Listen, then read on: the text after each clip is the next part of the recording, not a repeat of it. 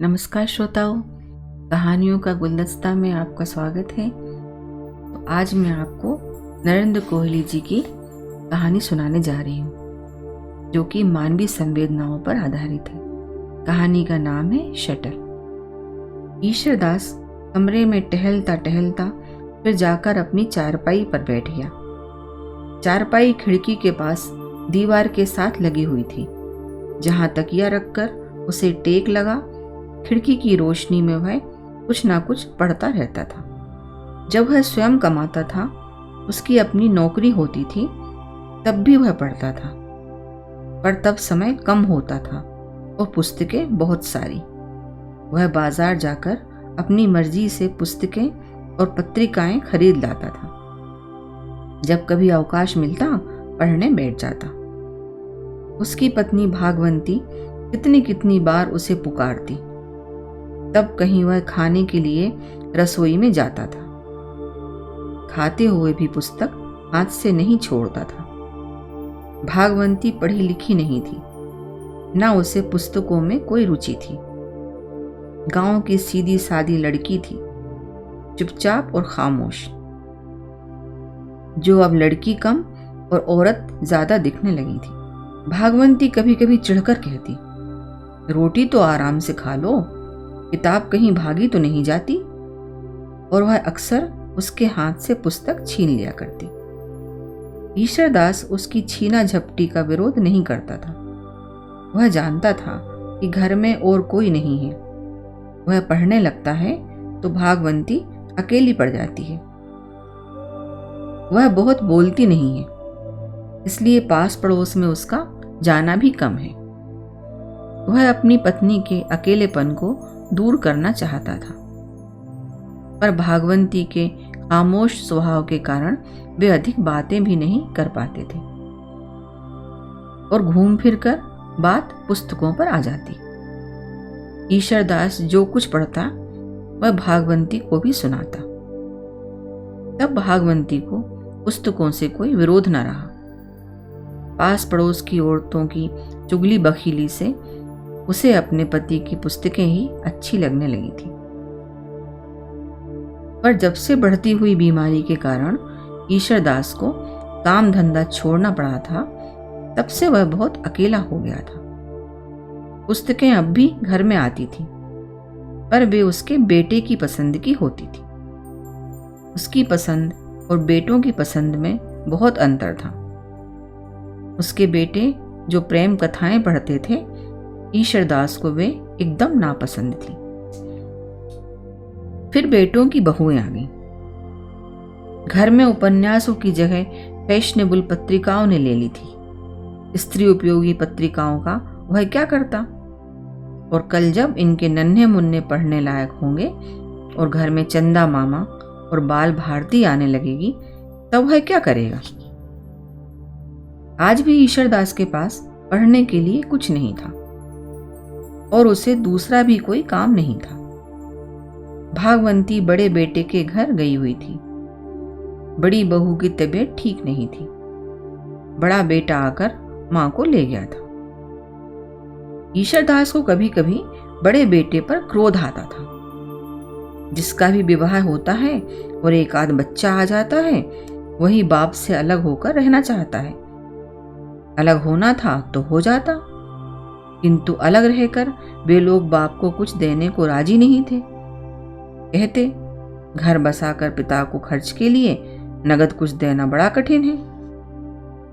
हाँ, कोई उनके पास आ रहे तो उसका खर्च वे उठा लेंगे। खर्च के बच्चे, ईश्वरदास सोचता। सारी उम्र जो अपनी कमाई से खाता पीता रहा हो, वो छाती तान कर जीने का आदी रहा हो, वह अब खाने के लिए इनके द्वार पर जा बैठेगा? कभी नहीं। ईश्वरदास भूखा मर जाएगा, पर इनके द्वार नहीं बैठेगा। नहीं दे सकते तो मत दो, कोई तुमसे आस लगाए भी नहीं बैठा। वैसे भी वह जानता था कि बेटों का ऐसी बात से क्या मतलब होता है। वे उसे अपने पास रखकर कब खुश थे? उसे रखकर उन्हें करना भी क्या था? जो दिन भर चारपाई पर पड़ा रहता था, या दिन भर हरे छपे कागज को पढ़ते रहने का प्रयत्न करता रहता था। वे चाहते थे कि उनकी मां भागवंती जाकर उनके पास रहे, उनके बच्चों को संभाले, उनकी रोटियां पका दिया करे और जब वे बाहर जाना चाहें तो घर की रखवाली किया करे। सालों को साहिबी सूझती है, बीवियों से काम कराने से कलेजे में टीस उठती है। इतनी ही साहिबी है तो रखें नौकर, रखें आया।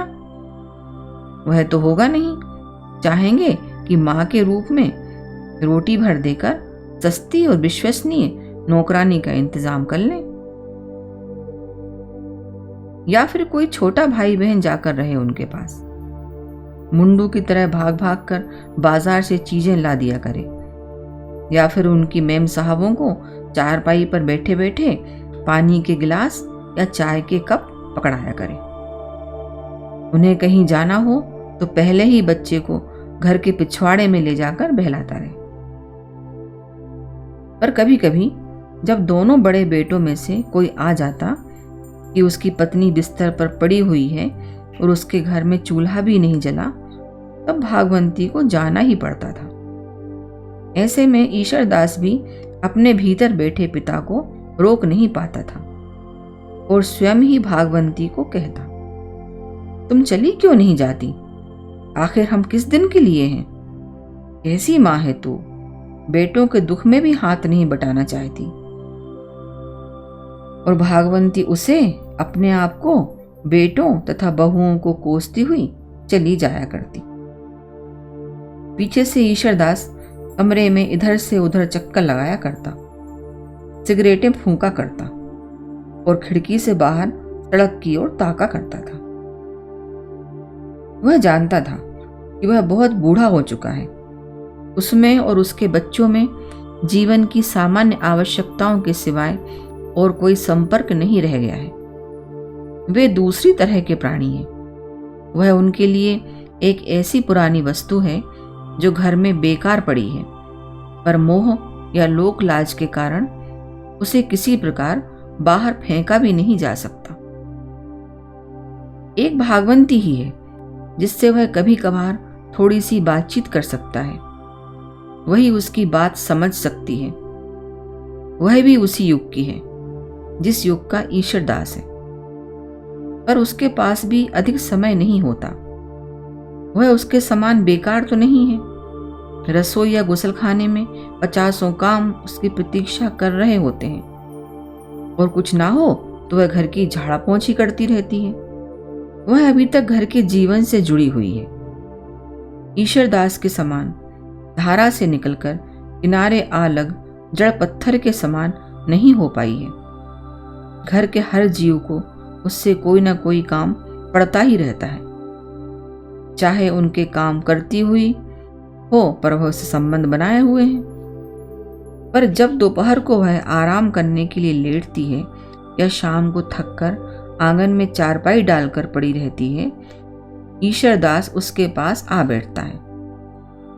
उन दोनों ने 35 साल एक साथ बिताए हैं। उसकी बातें भागवंती ही समझ सकती है। उन्होंने मिलकर इस घर को बनाया है, ये बच्चे पैदा किए हैं, उन्हें पाला पोसा है, पढ़ाया लिखाया है। उनमें से 3 के विवाह भी कर दिए हैं, चौथे की विवाह की बात चल रही है, पर बड़े 2 अलग हो चुके हैं। और वह जानता है कि तीसरा भी मन ही मन अलग होने के सपने संजो रहा है।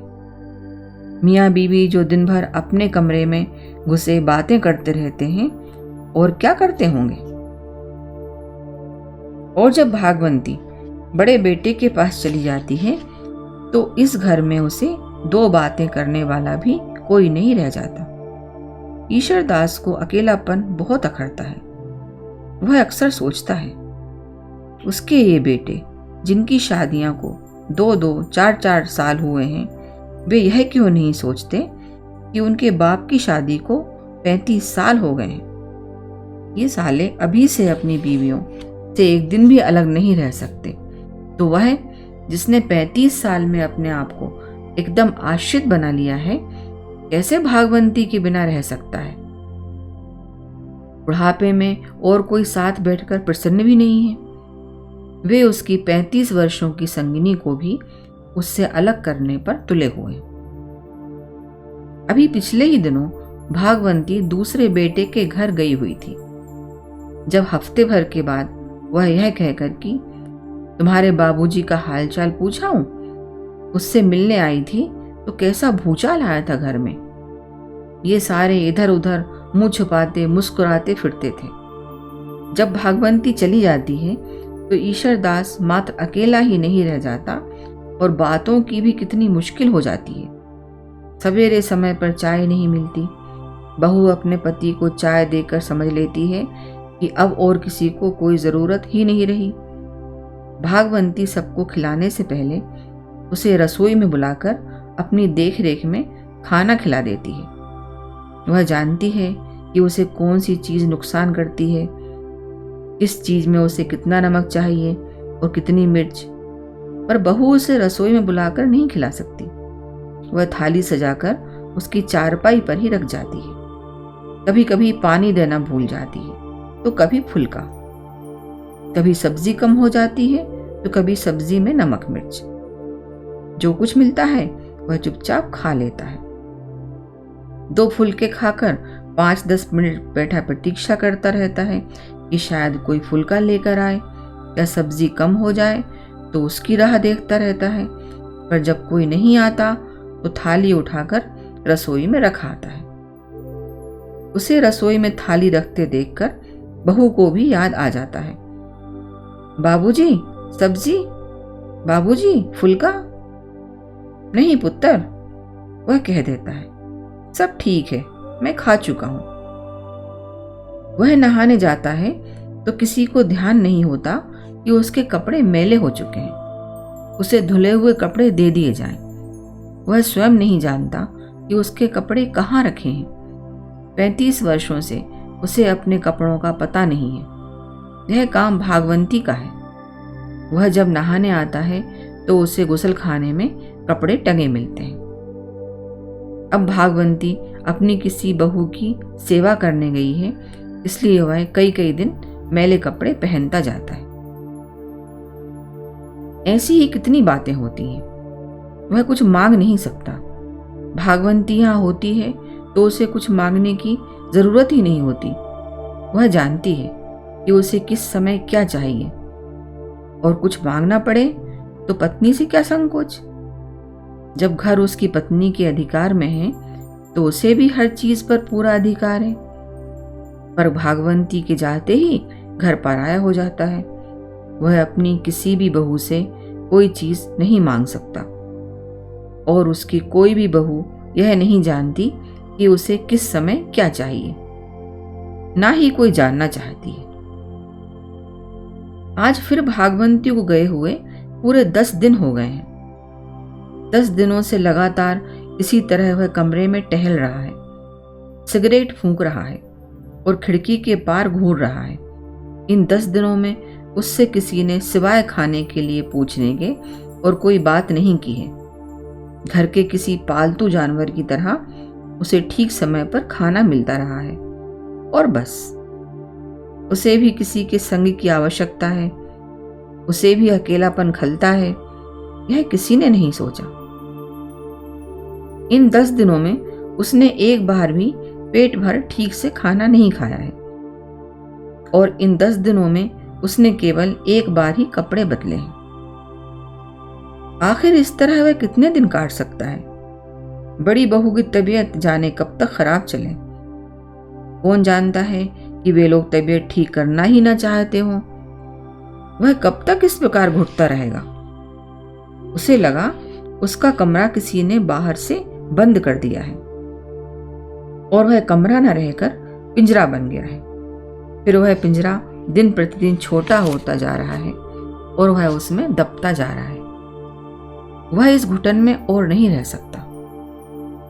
तो क्यों ना वह थोड़ी देर के लिए बड़े बेटे के घर चला जाए। बड़ी बहू बीमार है तो आखिर ससुर के नाते उसका भी तो कर्तव्य है कि उसका हालचाल पूछने जाए। जब उसकी बेटी की तबीयत ठीक नहीं होती तो क्या वह उसे देखने नहीं जाता। आखिर बहू और बेटी में अंतर भी क्या है। फिर वहां भाग बनती है, कुछ देर उसके पास ही बैठाएगा, जाने उसकी तबीयत कैसी होगी। बेचारी को इस बुढ़ापे में भी इतना काम करना पड़ता है। फिर बेटे के बच्चे से भी कुछ देर खेल आएगा। इतने सारे काम जब इकट्ठे आ पड़े तो जाना जरूरी दिखने लगा। मन ही मन ईश्वरदास ने तैयारी कर डाली। जी में आया कि अभी उठे और बड़े बेटे के घर की ओर चल दे, पर यहां किसी को कहे बिना चला जाना ठीक नहीं था। अब इस समय किसको बताए कि वह बड़े बेटे के घर जाना चाहता है। घर पर कोई होगा भी कि नहीं। बहू तो होगी ही, पर उसे वह कहाँ खोजता फिरे। जाने रसोई में हो या अपने कमरे में, गुसलखाने में या आंगन में, उसे खोजना मुश्किल होगा। और वैसे भी बहू को कहकर चला जाना उसे ठीक नहीं जचा। वह जानता था कि बाद में सारे लोग मिलकर उसका मजाक बनाएंगे। अच्छा है कि वह दोपहर का इंतजार कर ले। दोपहर को जो कोई उसे खाना देने आएगा वह उसी को कह देगा कि वह शाम को बड़े बेटे के घर जाना चाहता है या वह जा रहा है। हाँ ठीक है, निश्चित रूप से कह देगा कि वह जा रहा है। जिसे जो कुछ कहना होगा कहें लोग। उसकी सूचना देने और जाने के बीच में काफी समय होगा। इन सब की प्रतिक्रिया भी मालूम हो जाएगी। उसे प्रतीक्षा कर लेना ही ठीक जचा। दोपहर को जब खाने की थाली लेकर बहू आई तो उसने धीरे से कह दिया, बहू, शाम को मैं बड़े के घर जा रहा हूं। उधर का कोई काम हो तो बता देना। नहीं, काम तो कोई नहीं है, बहू बोली और उतावली में कमरे से निकल गई। वह जाकर अपने पति से कहेगी, ईश्वरदास जानता है, और ये लोग बाकी लोगों को बताएंगे। एक दूसरे को देखकर मुस्कुराएंगे और कहेंगे, अम्मा के बगैर बाबूजी का अब भी मन नहीं लगता। पर ईश्वरदास उनकी परवाह नहीं करेगा। उनकी बात क्यों सोचे जो अपनी बुद्धि से सोचने को तैयार नहीं। वह जानता है कि उन्होंने उसे एक मनुष्य के रूप में स्वीकार करना ही छोड़ दिया है। थोड़ी देर में उनका तीसरा बेटा आया। बाबूजी, सुना है आप अम्मा के पास जा रहे हैं। ईश्वरदास भीतर ही कहीं संकुचित हो गया। अम्मा के पास? हाँ, वह अम्मा के पास जा रहा हूं। हाँ, मैं बड़े के घर जा रहा हूं, बहू का हाल पूछा हूं। उसने दूसरे शब्दों में स्वीकार कर लिया। कब जाएंगे? लड़के ने पूछा। धूप ढलते ही शाम को किसी समय चला जाऊंगा। ईश्वरदास इन सारे प्रश्नों का प्रयोजन नहीं समझ पा रहा था। चला जाएगा वह किसी भी समय, भला पूछताछ की क्या आवश्यकता। तीसरा लड़का भी शायद उसके भावों को समझ गया था। बोला, आप उतनी दूर जाएंगे तो देर लगेगी ही, फिर कुछ देर बैठेंगे भी, इतने में अंधेरा हो जाएगा। वह अपनी बात कहने से पहले रुका। आप रात वहीं क्यों नहीं ठहर जाते? कल सवेरे आ जाइएगा। रात? ईश्वरदास सोच रहा था, प्रस्ताव बुरा नहीं है। इस तरह वह कुछ अधिक समय वहीं बिता पाएगा। बोला, पर मैं तो केवल उनका हाल पूछने जा रहा हूं। ठीक है, लड़का बोला, पर इतनी हड़बड़ी की क्या बात है? आराम से जाइए और आराम से आइएगा। आखिर वह भी तो अपना ही घर है। ईश्वरदास को इससे इनकार नहीं था, पर सामान, उसे एक आध जोड़ा कपड़े भी चाहिए ही होंगे। तो मैं आपका सामान तैयार करवा दूं। और वह ईश्वरदास के उत्तर के बिना ही कमरे से चला गया। थोड़ी देर में बहू उसके पास एक थैला भी रख गई थी। क्या क्या रखा होगा बहू ने, वह सोच रहा था। शायद कपड़े रखे हों, शेव का सामान, दातुन, वह जानती है कि वह केवल नीम की दातुन करता है। हो सकता है यह बड़े के घर में ना मिले। वे सब साहब लोग हैं, ब्रश करते हैं। दातुन को वहां कौन पूछता है? और जाने बहू ने क्या रखा होगा। भागवंती उसका सामान तैयार करती तो एक थैले में ही उसकी जरूरत की सारी चीजें रख देती। पर भागवंती यहां होती तो उसे कहीं जाने की आवश्यकता ही ना होती। पर चलो ठीक है, जो कुछ बहू ने रख दिया ठीक ही होगा।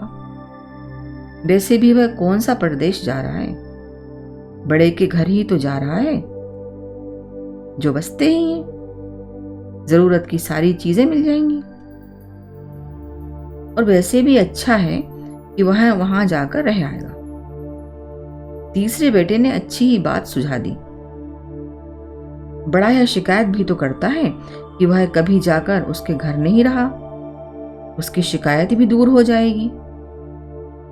ईश्वरदास शाम होने के कुछ पहले ही निकल पड़ा और शाम होते ही बड़े के घर पहुंचा। बेटा अभी दफ्तर से नहीं लौटा था। भागवंती और बहू घर पर थी। बहू का हाल उसने पूछा। बहू ने बताया कि उसे अभी तो काफी कमजोरी है, किसी भी समय बुखार लौट सकता है। पर ईश्वरदास को लगा उसे भागवंती का हाल पूछना चाहिए, बहू का नहीं। वह जानता था कि बहू की तबीयत ठीक नहीं है और भागवंती यहाँ काम करने आई है। पर देखने से उसे लगा कि भागवंती ही बीमार है और बहू को कोई तकलीफ नहीं है। भागवंती बहुत ही कमजोर लग रही थी। उसकी तबीयत भी गिरी गिरी थी। कैसे हो? ईश्वरदास बहुत सारे संकोच के बाद भी उसकी चारपाई की पार्टी पर बैठ गया। ठीक हूं, भागवंती ने जीभ से होंठ गीले करके बहुत मध्यम स्वर में कहा। वह एक और खिसक गई। आराम से बैठ जाओ। ईश्वरदास आराम से बैठ गया। भागवंती के विषय में उससे ज्यादा और कौन जानेगा। उसके चेहरे का इस प्रकार मुरझा जाना, बार बार जीभ से होंठों को गीला करना, इस प्रकार धीरे धीरे बोलना, जैसे बोलने के लिए भी ऊर्जा का संचय करना पड़ता हो, वह देख रहा था। देख रहा था कि भागवंती ठीक नहीं है। जब वह ठीक होती है तो इतनी सुस्ती नहीं होती। आलस्य उसका स्वभाव नहीं है। वहां सब लोग कैसे हैं? भागवंती ने पूछा और ईश्वरदास उसे एक एक के विषय में बताता रहा। उसने अपने बारे में भी बताया कि वह वहां बहुत आराम से है। तीसरी बहू उसका बहुत ध्यान रखती है और उसे किसी भी प्रकार की कोई असुविधा नहीं थी। वह बताता जा रहा था और साथ साथ भागवंती के चेहरे की ओर देखता जा रहा था। वह जानता था कि भागवंती समझती है कि वह झूठ बोल रहा है। भागवंती उसे और अपनी बहुओं को अच्छी तरह जानती थी, पर मुख से शिकायत करने की आदत दोनों में से किसी को भी नहीं थी। ईश्वरदास के मन में बड़े बेटे के लिए बहुत सारा आक्रोश जमा होता जा रहा था। उसे अपनी मां की हालत नजर नहीं आती। जाने बेचारी को कितना खटना पड़ता है। इनकी अपनी बीवी की उंगली भी दुख जाए तो आंखों से आंसू झरते हैं और मां चारपाई से लग जाए तो पता नहीं लगता। बीवी का रंग लाल सुर्ख हो रहा है, पर उसे अभी कमजोरी है और इस बूढ़ी के शरीर में एक बूंद खून नहीं है, फिर भी यह काम कर रही है। भागवंती पर भी क्रोध आ रहा था। आखिर उसे क्या पड़ी है इनके लिए मरने की? जब अलग हुए हैं तो खुद संभालें अपने बीवी बच्चों को। जब तक काम कर सकती है करे, पर जान देने की क्या जरूरत है? जी में आया कि भागवंती से कहे, चल उठ, तैयार हो जा, मैं तुझे अपने साथ ले चलूंगा। यहां रहकर मरने की जरूरत नहीं है। पर वह जानता था कि ऐसे ना भागवंती जाएगी, ना उसे ले जाना उचित ही है। बड़ा बेटा नाराज हो जाएगा और ईश्वरदास किसी को नाराज करना नहीं चाहता। दरवाजे पर कुछ खटका हुआ था और उसका पोता चिल्ला रहा था, पापा, पापा आए, पापा। उसका बड़ा बेटा आ गया था। वह चारपाई से उठ बैठा। मिलाए बेटे से? पर वह जानता था कि बेटा अपनी बहू के पास पहले जाएगा, हालचाल पूछेगा। वह उसे ईश्वर दास के विषय में बता देगी, तब वह स्वयं ही इस ओर आ जाएगा। ईश्वर दास और भागवंती दोनों ही चुपचाप बैठे हुए थे। वह देख रहा था कि कब उसका बेटा आए। शायद भागवंती भी यही सोच रही थी। बेटा आया। नमस्ते बाबूजी। खुश रहो, ईश्वर दास बोला। कैसे हो? क्या बताऊं? बेटा भी बैठ गया था। बड़ी परेशानी में हूं। उधर वह ठीक ही नहीं हो रही, इधर अम्मा भी कुछ ढीली हो गई हैं। समझ में नहीं आता क्या करूं। ईश्वर दास चुप बैठा रहा। वह क्या कहे। आपका क्या हाल है? बेटे ने पूछा। ठीक हूं, ईश्वर दास ने कहा। बहुत आराम से हूं। थैले में क्या है? और बिना उत्तर सुने ही बेटा बोला। आपसे कितनी बार कहा बाबूजी कि आप कुछ ना लाया कीजिए। आप जब भी आते हैं कुछ ना कुछ ले आते हैं। मैं कुछ नहीं लाया पुत्र, ईश्वर दास बोला। मेरे कपड़े हैं। अच्छा, बेटा हंसा। मैं अभी आया। और वह चला गया। ईश्वर दास को जरा बुरा लगा। भला वह खाली हाथ क्यों आया? ऐसा खाली हाथ आना क्या अच्छा लगता है? पर लाता भी कहां से? उसकी कोई अपनी कमाई है? बेटों के तो अपने ही इतने खर्चे हैं कि कुछ बचता नहीं। उसे रोटी मिल जाती है, यही बहुत है। उसके हाथ पर कोई कुछ रखे तब तो। उसने बेटे को बता दिया था कि वह अपने कपड़े लाया है, पर बेटे ने कुछ कहा नहीं था। जाने क्यों कुछ नहीं कहा। आप कब आए बाबूजी? बेटा लौट आया था। हो गया घंटा भर, वह बोला। अब चलूंगा। तुमसे मिलने के लिए ही बैठा था। बहुत दिन हो गए थे तुम्हें देखे। मैं भी सोच ही रहा था उधर आने की, बेटे ने कहा।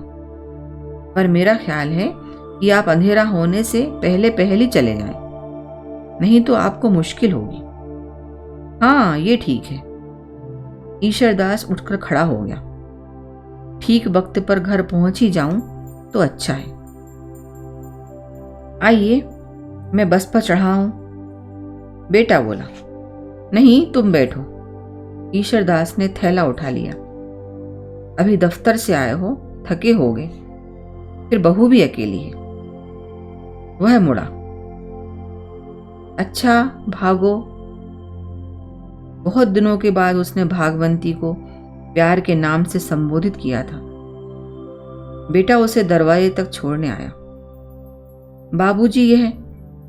उसने देखा बेटा उसे 1 रुपये का नोट दे रहा है, बस के लिए।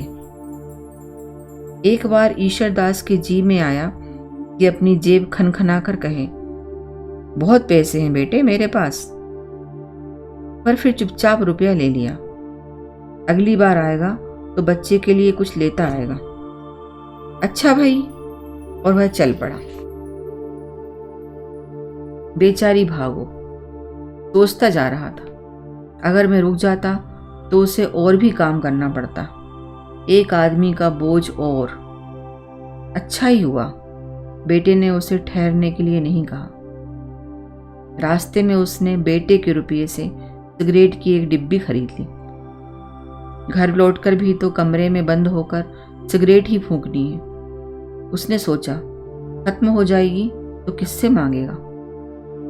एक सिगरेट उसने जला ली और धीरे धीरे बस स्टैंड की ओर चल पड़ा। थैला व्यर्थ ही उसका एक हाथ उलझाए हुए था। तो श्रोताओं, कैसी लगी आज की कहानी? यदि पसंद आई हो तो चैनल को सब्सक्राइब करिए, लाइक करिए, शेयर करिए। धन्यवाद।